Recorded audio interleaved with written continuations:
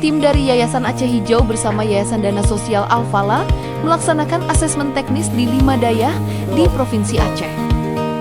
Kegiatan ini menjadi langkah awal dalam proses pemulihan dan pengembangan lingkungan dayah yang lebih aman, nyaman, dan sehat bagi para santri. Asesmen dilakukan untuk mengidentifikasi kebutuhan prioritas di masing-masing dayah. Selain itu, tim juga melakukan pemetaan lokasi dan peninjauan kondisi fasilitas pesantren secara langsung.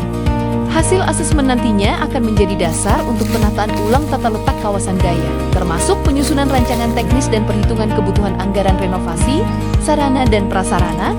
Fokus utama yang menjadi perhatian adalah peningkatan fasilitas air bersih dan sanitasi sebagai kebutuhan dasar para santri dan warga dayah.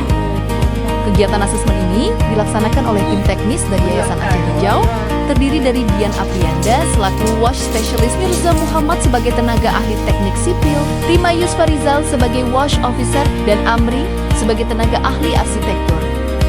Dalam pelaksanaannya, tim juga berkoordinasi langsung dengan pimpinan dayah dan Dewan Guru.